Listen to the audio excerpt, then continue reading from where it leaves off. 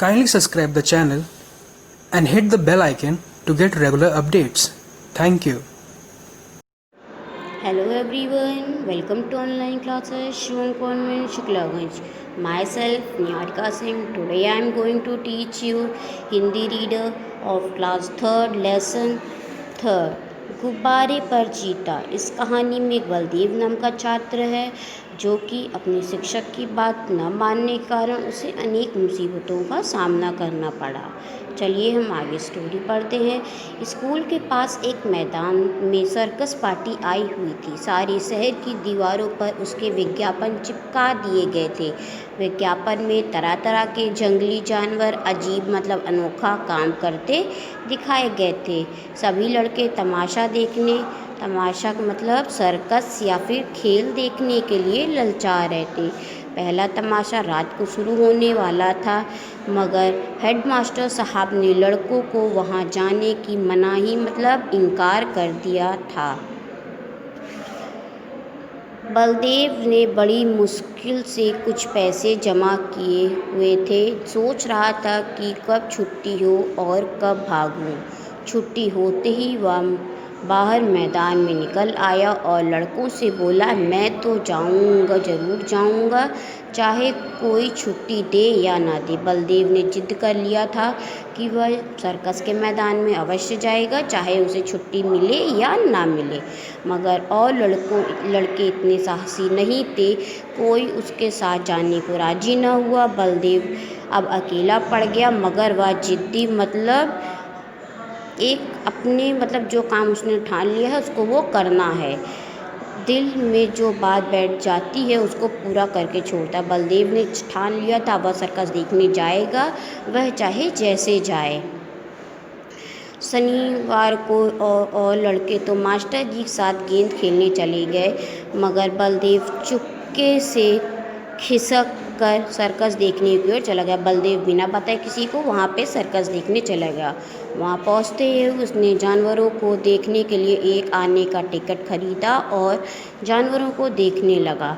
इतने जानवर को देखकर बलदेव मन में बहुत झुलाया। वहाँ के जो जानवर थे बलदेव देख करके बहुत गुस्सा करा। आगे के लेसन हम नेक्स्ट पार्ट में पढ़ेंगे। Thank you for watching this video.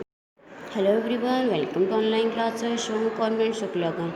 Now let's start lesson 3rd part 2nd. यहाँ शेर है। मालूम होता है कि महीनों से मलेरिया बुखार आ रहा हो, क्या भला ये 20 हाथ ऊपर उछलेगा। उसने शेर को देख के कहा जैसे इसको मलेरिया का बुखार हो और यह का 20 हाथ ऊपर उछलेगा। और यह सुंदर वन का बाग है, जैसे कि किसी ने इसका खून चूस लिया हो।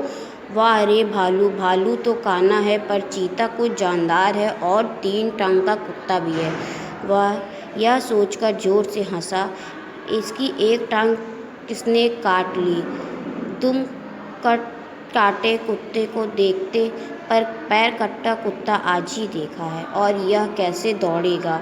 उसे अफसोस हुआ कि गेंद छोड़कर वह बेकार ही आया। फिर जैसे ही उसने वहाँ के जानवरों को देखा और बलदेव को अफसोस हुआ मतलब दुख हुआ कि वह गेंद अपने मित्रों के साथ खेल छोड़कर जो आया है उससे वो बेकार यहाँ पर आया है।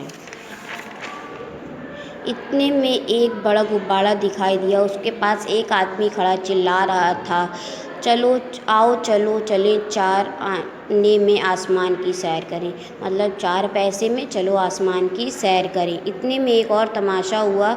उधर से ही चीता गुब्बारे की तरफ दौड़ा। जो आदमी गुब्बारे की रस्सी पकड़े हुए था वह चीता को अपनी तरफ आता देख बेतहाशा मतलब घबरा कर भागा, और बलदेव को कुछ न सूझा तो वह चट से गुब्बारे पर चढ़ गया।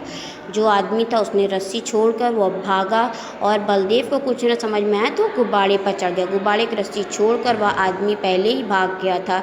अतः इतने में ही गुब्बारा उड़ने को बिल्कुल तैयार था। रस्सी छूटते ही वह ऊपर उठा, गुब्बारा ऊपर उड़ने लगा। बलदेव और चीता दोनों ऊपर उठ गए। बलदेव और चीता उस गुब्बारे दोनों में एक साथ ऊपर उड़ने लगे। जो गुब्बारा ऊपर उठ जाता चीते की जान निकल जाती।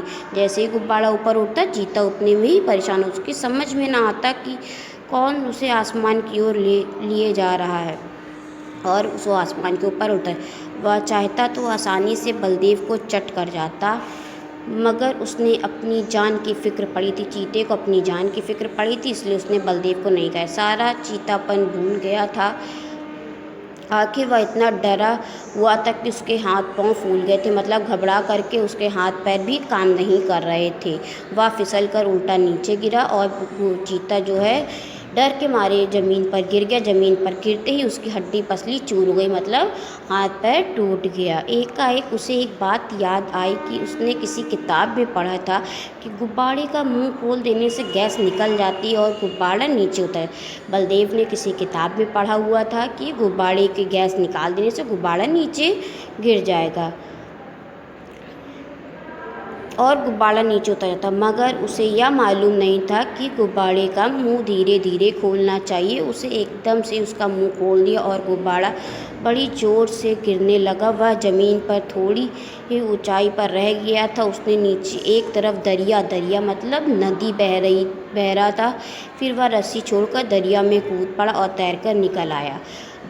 फिर रस्सी छोड़कर वह नीचे कूद गया। उस दरिया में बह करके फिर धीरे बह रहा था और कूद के पानी से बाहर आ गया। इस कहानी से हमें यह शिक्षा मिलती है, हमेशा अपने गुरुजनों की बात माननी चाहिए और हमें पढ़ाई में मन लगाकर पढ़ना चाहिए। जो भी कहानी से शिक्षा मिलती है हमें उसकी से प्रेरणा लेनी चाहिए। Thank you for watching this video.